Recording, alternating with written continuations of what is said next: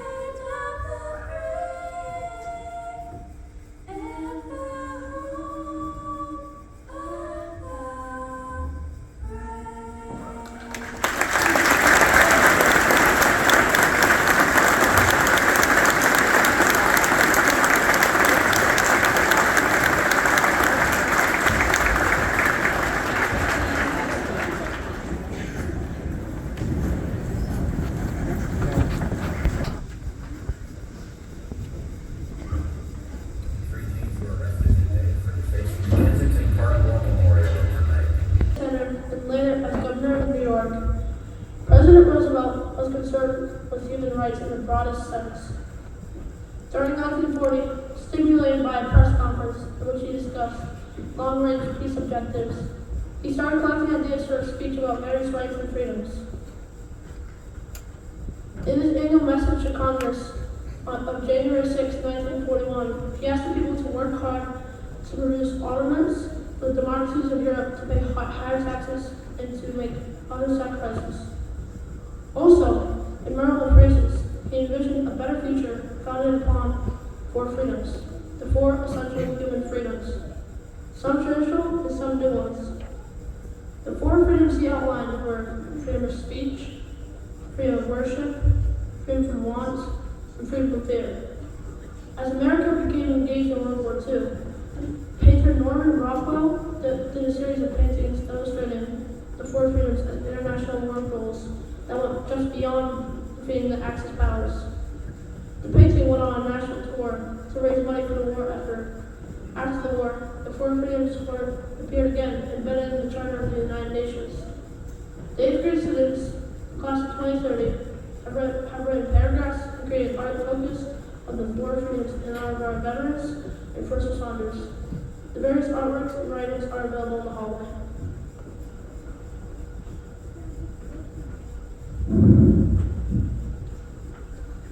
The freedom of speech and expression prevents Americans from having to fear suppression from the government for speaking their opinions and expressing what they believe.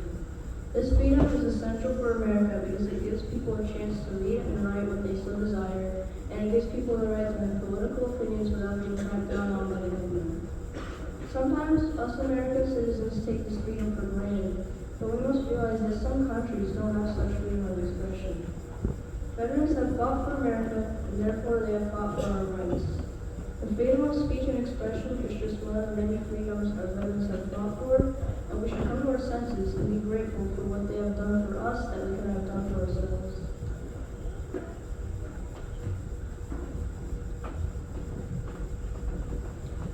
American success is built on defending and using our freedom of speech. Over the duration of the Second World War, over 6 billion men and women volunteered to defend and protect the right to freely speak everywhere. They, along with the 11 million drafted, surrendered their lives and livelihoods to defend populations and places across the globe. Our veterans, not just from World War II, but from every conflict, should be honored as the war heroes they are, for protecting their right to speak, to practice faith, and to change government here and all over the world.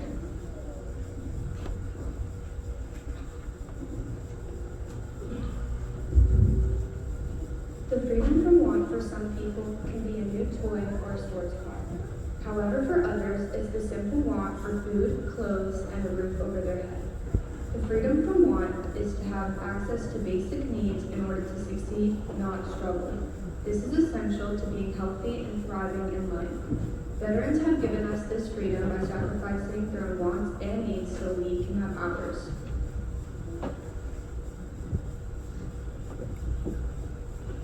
Freedom from want, a quiet grace, a table warm, a peaceful place. No hunger gnawing, no fear to feed, just simple hearts with simple needs. A roof that shelters, a home that stays, it's knowing safety through the years, like unweighted by our fears.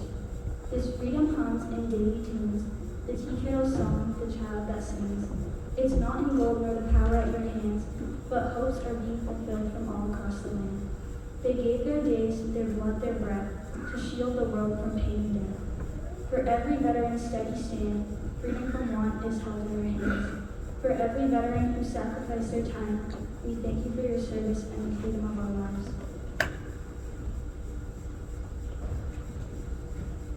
What is freedom from fear?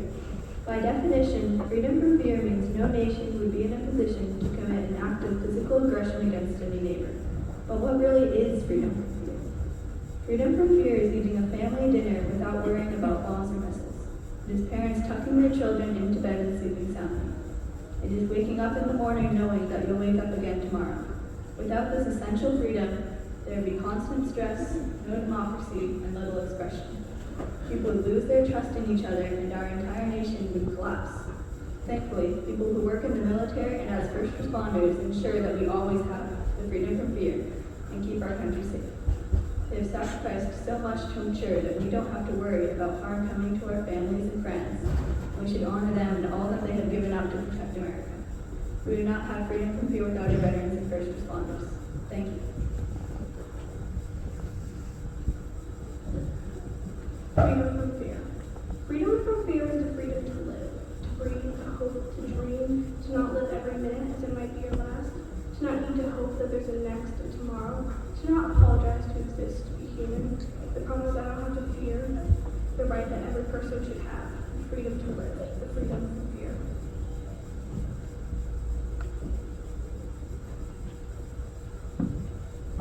Freedom of worship is the ability to allow people to engage in their own religion. This freedom is essential because it helps people express their own faith.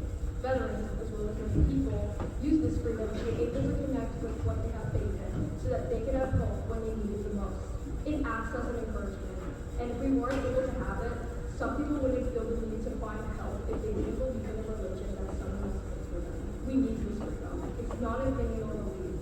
It's a statement that should be brought up more often. And we should be glad to live in a world where we're able to believe in what our country is going towards.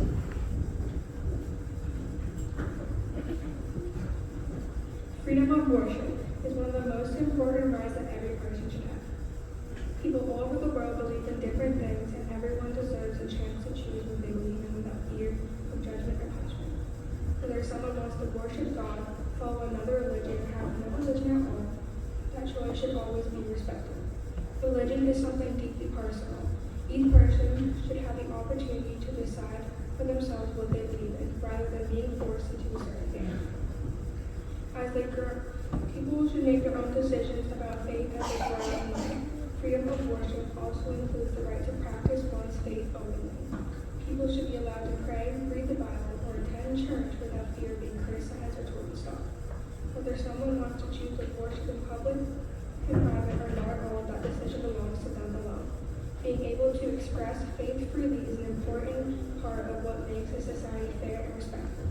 And when we respect each other's beliefs, we create a world that is more accepting, understanding, and united.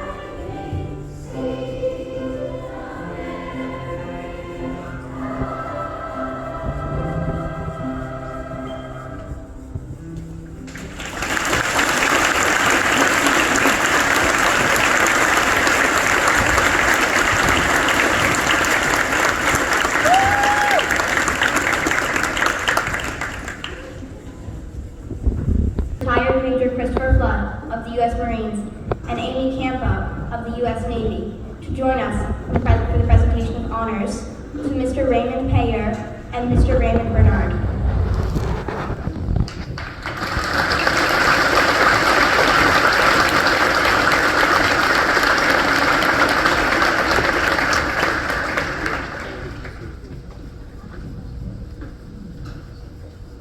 Good morning, Marshwood. First off, I want to say how much of an honor it is to say some special remarks about a very special hero in our crowd today. My name is Chris Flood, retired major from the United States Marine Corps. Today we honor a very special World War II veteran, Mr. Raymond Bernard, a man whose courage, commitment, and spirit reflect the very best of the American story. In 1943, while still a high school senior, Ray requested permission to leave Newmarket Academy early to join the United States Marine Corps, following in the footsteps of his older brother already serving in the Marines overseas. His principal insisted he finish through January, and true to his word, Ray completed his studies and enlisted in February. His mother later received his diploma while he was stationed in Guam. Before deployment, he and his fellow Marines were treated to a night at the Stage Door Canteen in Hollywood, where he saw Bob Hope perform and even danced with Veronica Lake. His ship brought him to Pearl Harbor and then on to Guam and Tiananmen. On Easter morning of 1944, Ray and his brother were able to share a fleeting but unregrettable reunion in Okinawa. Their last visit together before his brother was later killed in action. Ray went on to serve bravely from 1943 to 1946, earning a sharpshooter medal, surviving enemy fire, and even suffering burns after a near plane crash. During the war, he exchanged letters with a young woman named Lena, whom he would not meet in person until 2007. And 2 years later, they were married, a love story 6 decades in the making. When asked about his service, Ray humbly shares, "I'm glad I went in, I'm glad I joined the Marines." Today, we echo that gratitude. Thank you, Corporal Ray Bernard, for your service, your sacrifice, and your enduring example of faith, honor, and love. Semper Fidelis, Marine, and happy 250th birthday.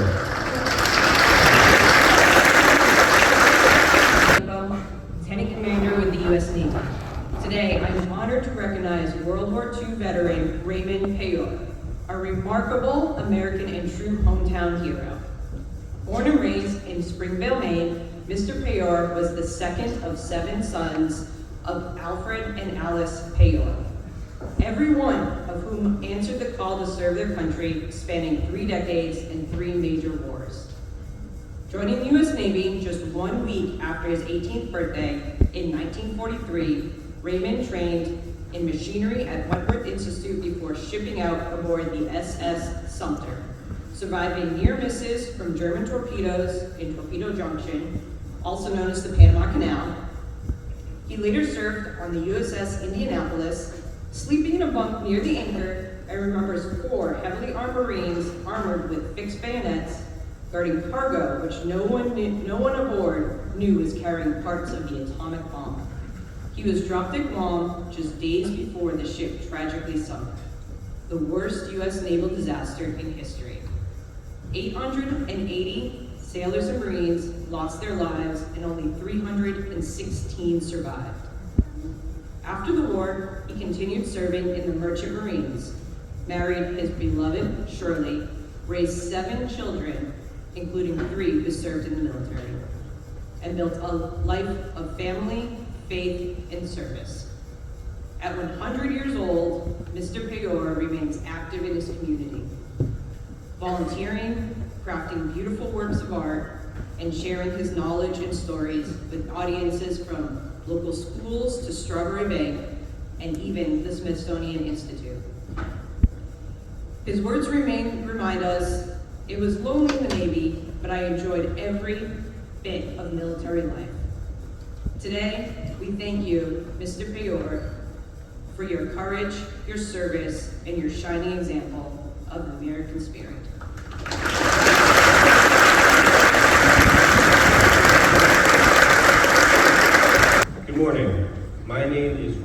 Carboni. I am the School Resource Officer with Elliott Police Department, and I am assigned here at Marshwood Middle School. In honoring the duty our first responders provide, we would like to have the following distinguished guests rise or raise your hand to be recognized. We honor our firefighters.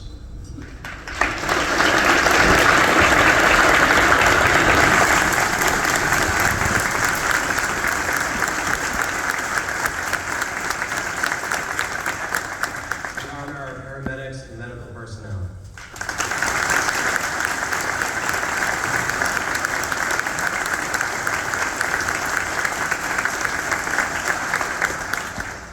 We honor our police officers.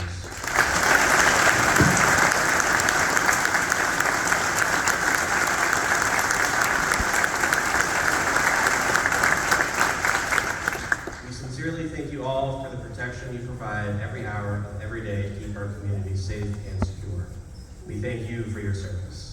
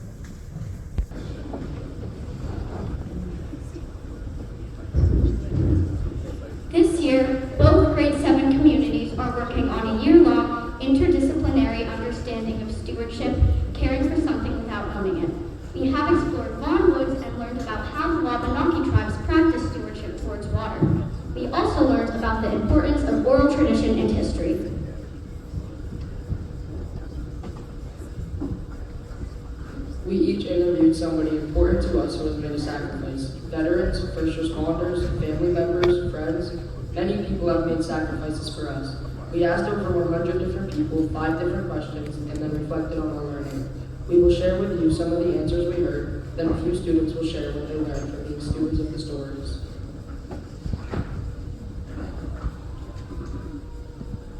Question 1. What does service mean to you? Service to me is that I did what I could for my country, for the term that they asked. Question 2. Would you Service share? to me is that Question 2. Would you share a time when you helped others or when someone helped you?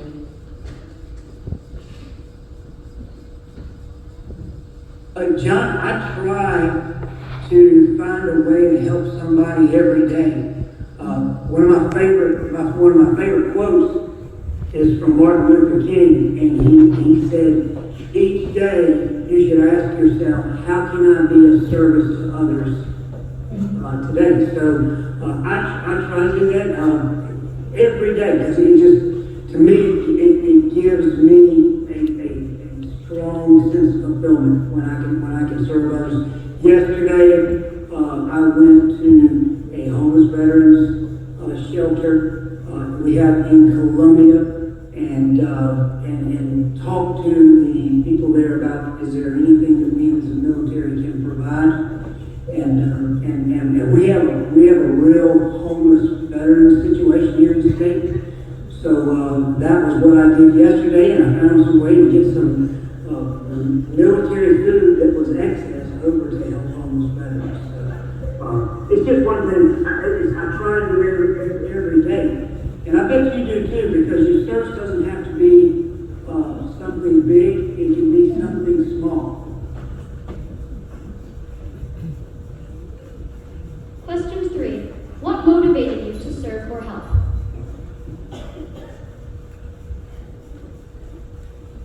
What motivated you to serve or help?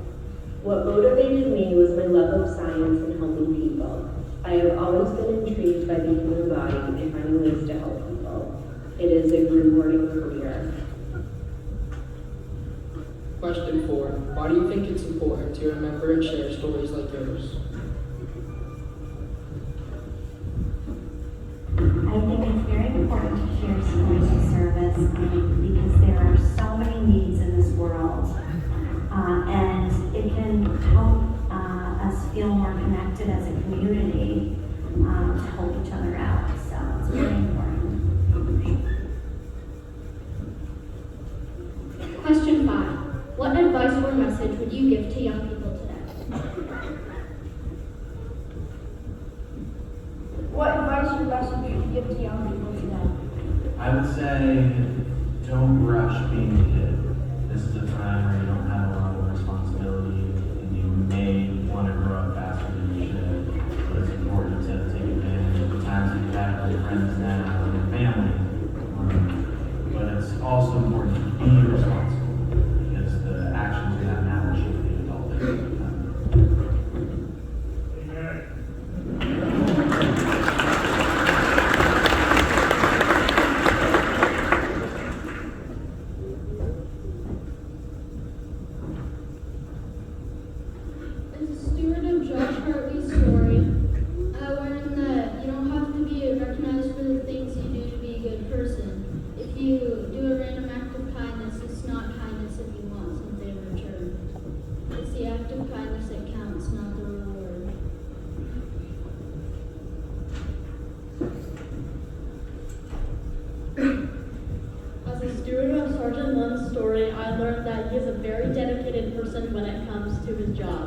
Wanting to help someone even if they've done something very bad. Sergeant Lund is a very kind person who wants to help even in the most shocking or saddening situations. He gives his time in life to help others, going out of his way to get a person help.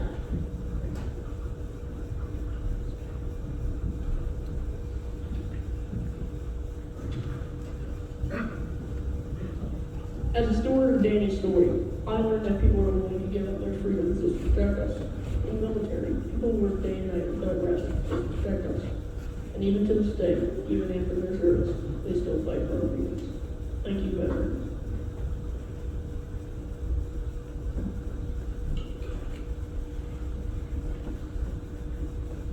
As a steward of Major Megan Martin's story, I learned that the news and social media tend to show negative aspects versus positive ones. The military isn't just about going to war or trying to save people. It's also about getting experiences you wouldn't get on normal day. And even if you are not in the military, you can still serve people, yourself, and the road. Major Martin's Christmas tree island story showed me that when differences are put aside, together you can try to help save other people.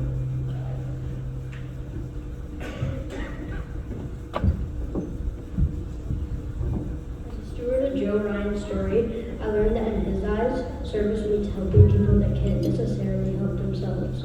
It means leave everything behind, your family and friends, to help those in need.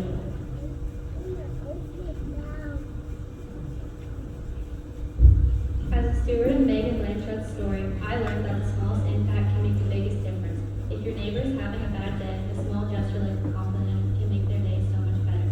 All the little things count.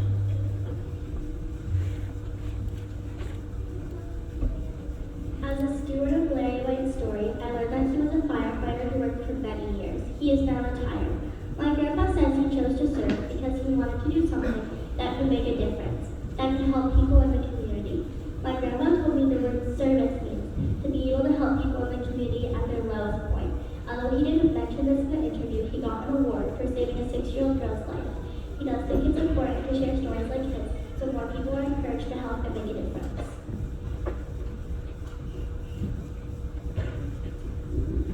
As a steward of Mike Thompson's story, I learned that people give up everything for people they probably don't even know. And it proves that people still care about others. And that's what matters the most. As a steward of Liam Hankins' story, I learned that when he joined the Navy and the Fire House, he wanted to serve for the country and the community. Joining the Navy and the Fire House taught him to work as a team. A big part of him joining the Navy was family tradition. His advice to young people today was to stay focused and be your own person. For all the veterans and first responders here today, thank you for your service. As a steward of Nick Hamill's story, I learned how he puts other people in front of himself and how he really enjoys helping the community. He mentions how people he worked with are now in their 70s and he wants their story to carry on. Even if it's a small emergency call, he feels honored to be the person they call and trust. As a steward of Martin's story, I learned that he joined the military during the First World War. He and his unit were on the USS Cape conscription from World War II. He told us her story was he was lost and had no idea that the enemy was close. It was only 21 days, but I'm thankful for all service. Thank you, God. As a steward of Officer Gavoni's story, I learned that to be a service member is to step up, put others first, and be a role model to others. I also learned that being supported by the people around you can help you achieve your goals. As a steward of Chief Boy's story, I learned that when you do someone's service, it makes him think of being a helper to the community, of being kind, being a part of the battle, being here every day to keep everyone safe. When I asked him what motivated him to serve in the military and as a police officer, he said, I didn't just realize I loved to serve, it just felt right. As a student of Christopher Phillips' story, I learned why my dad joined the Marine Corps. When an event happened, 9/11, very close to his hometown. Now I know the impact that day had on him. As part of the interview, my dad shared the stories of all the places he has served. I have personally lived and the journey we've had as a military family. As a steward of Jim's story, I learned that true courage isn't just about fighting battles. It's about the strength to keep going when things get hard. Veterans teach us that freedom isn't free and that every moment we enjoy comes from someone's sacrifice. Their stories remind us to be grateful, to stand up for what's right, and to never take our lives for granted. When we listen to a veteran's story, we don't just hear history. We hear heart, hope, and humanity. If each of us carry their lessons forward, showing kindness, bravery, and respect every day, we can change not only our school, but the world around us. Those who share their stories,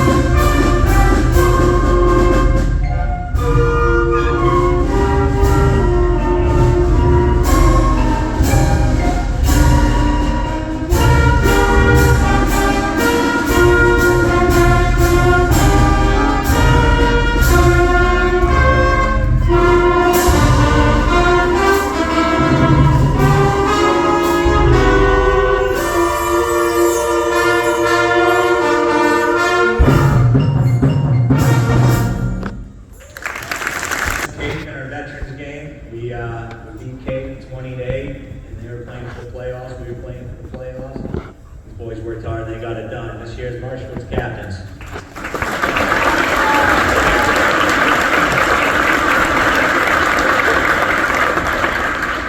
Good morning. My name is Henry Thurlow. We represent the Little Hawks football team and honor veterans today.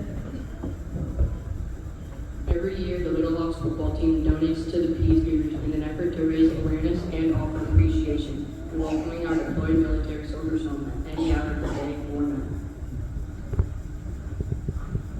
The football admission fee in the 55 league was slightly donated to the Peace to support their efforts. Could a representative from the Peace Readers please join us and accept this check for your organization? Very glad.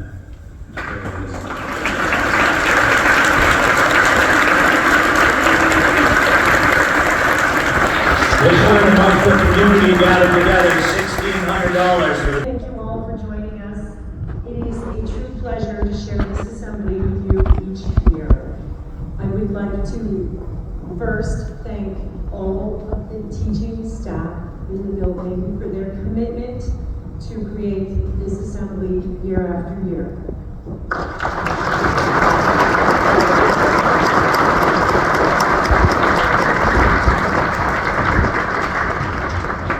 I would next like to recognize the MMS families for their support in countless ways to help our luncheon, to help our students, and to help our staff make sure that we are honoring all of our veterans and first responders every year. Thank you, families.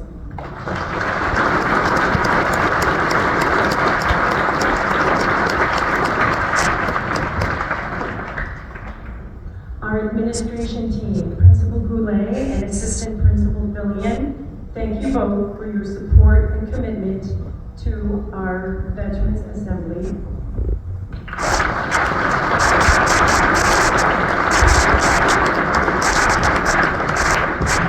This assembly has truly become part of our Marshwood Middle School culture. And year after year, when we have students who are new, staff who are new, guests who are new, please know that it takes the work of all of us, but we especially would like to thank you, our veterans and first responders. You are the living histories. You are examples of compassion, fairness, responsibility, honesty, integrity, courage, and respect. All of the qualities that are Marshwood Middle School qualities. We are grateful to share this opportunity together, and we thank you for being here today.